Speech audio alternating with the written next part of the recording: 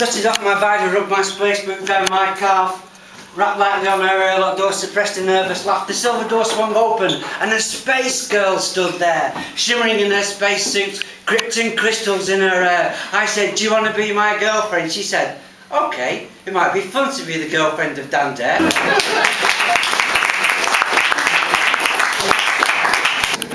It's called Truth is Butter, that. And if you want to know why it's called Truth is Butter, it's a story that I wrote about a little boy and he said to his father, "Is it ever okay to tell a lie?" And they were on a railway station in the 1950s. And he said, "Is it ever okay to tell a lie?" And his father said to him, "Well, sometimes it's okay to tell a white lie, but truth is better."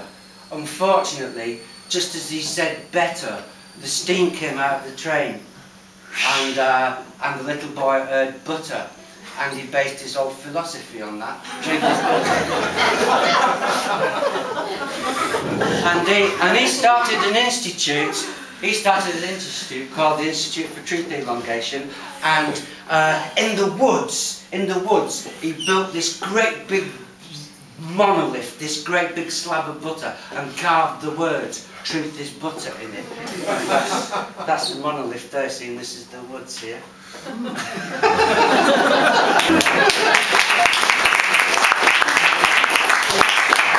My name's Audi Maserati. I'm Professor of Skylarking and Shade Avoidance at the Holy Imagining Paradoxical Dada Institute of Disembodied Poetics. I've got no idea what that means, but it makes me feel important. And it's good to feel important. Yeah. And at the Institute, we hold the view that it's more important to feel good. And to feel good, I want the rhythm. I want the rhythm of a heartbeat. I want the rhythm of a heartbeat, beating, beating, beating. Want to feel it surging in my blood. Want to feel it rushing to my head. Want to feel it travelling to my feet. Want to feel the warmth of the heat of my bare feet.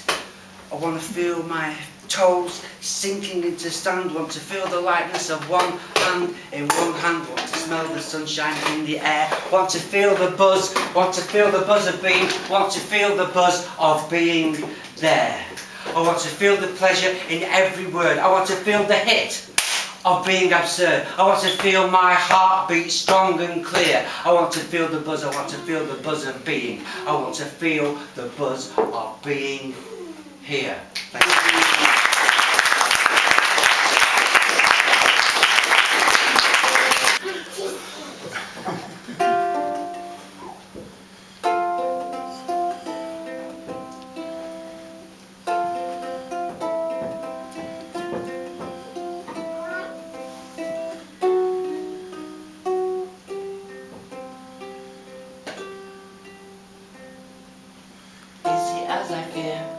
Is it as I feared? Really rather weird. Too long to be a dormouse in Dostoevsky's beard. To dally, hang out with Camus, tickle the feet of René Magritte and paint Picasso blue. Oh, baby, everything's okay, with a little bit of dada slotted into every day. Oh, baby, ain't it simply grand when the sun shines just like custard and nothing goes as planned? Is it really odd, as I think it ought to be, to harbour the desire to be a stain on Jackson Pollock's sleeve? Is it beyond believing, maybe a step too far, to be jealous of a button on the shirt of Franz Kafka? Oh, baby, everything's okay, with a little bit of dada slotted into every day. Oh, baby, ain't it something grand when the sun shines just like custard and nothing goes as planned?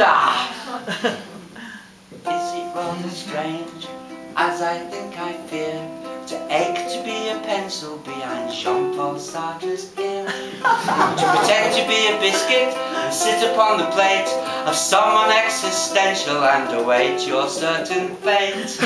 Oh, baby, everything's okay, with a little bit of dada slotted into every day. Oh, baby, ain't it simply grand when the sun shines just like custard and nothing's quite so bland?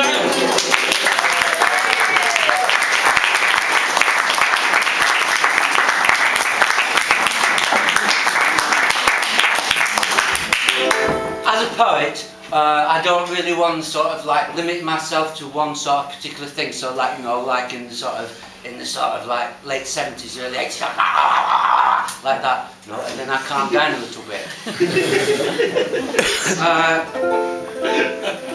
But folk music's never really been one of my things, but I don't want to ignore it, and it's sort of like this is complicated, so I won't go into all that. But basically, this is one of the songs from a set of songs that I'm writing called "The Waving Woman." But I'm not going to go into it. But this is called the Ballad of Stan and Rosie. And you might have twigged that I'm a northerner. So this is someone lent me a balalaika, and I'm going to try and write some northern songs, because I don't write northern songs, I just write songs. But I want to use some northern words because I quite like it. But there's no northern words in this song. This is called the Ballad of Stan and Rosie.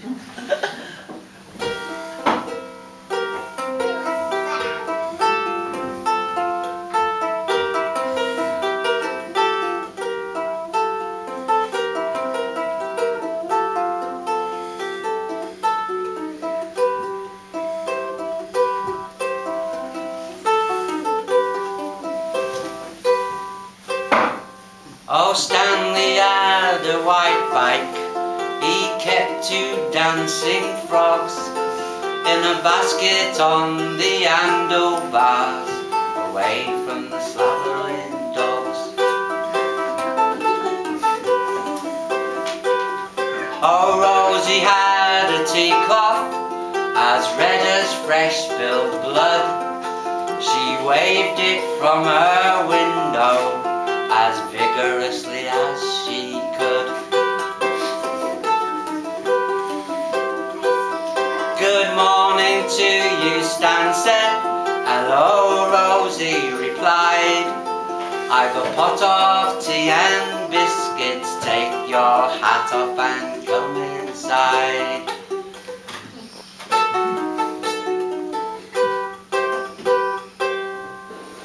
Stan leaned his bike against a wall. Rosie opened the door.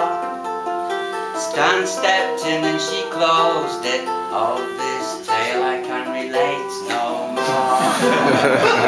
For what goes on behind closed doors when new love starts to bloom is not for prying eyes and ears, or for the troubadour to croon.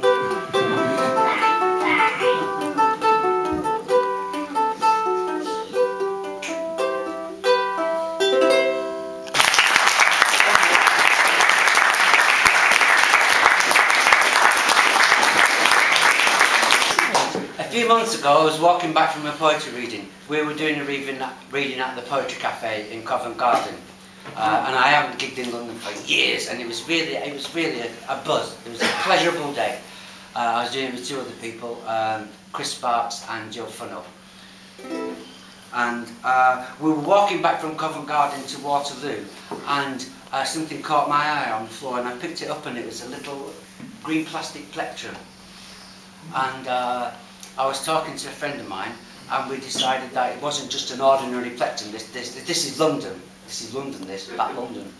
So it's obviously belonged to someone famous. And he said, well, Leonard Cohen was in town 2 days ago. So I now have Leonard Cohen.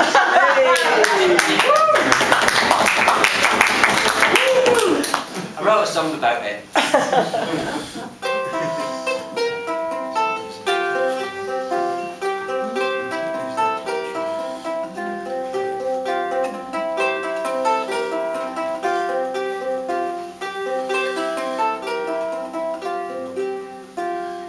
Leonard Cohen's green plastic Fender Plectrum described an arc from his pocket to the ground.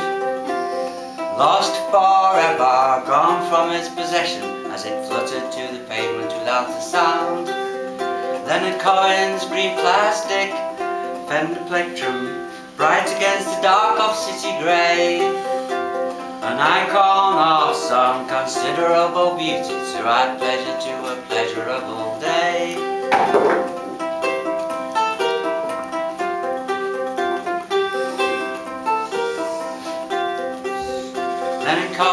green plastic Fender Plectrum escaped whilst he was busy with his muse.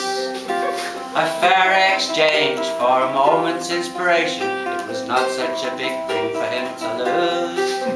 But for me to swoop and pick up that little Plectrum, to ponder on from who or where it came, to puzzle myself as to its previous famous owner, proved to be a completely fascinating game.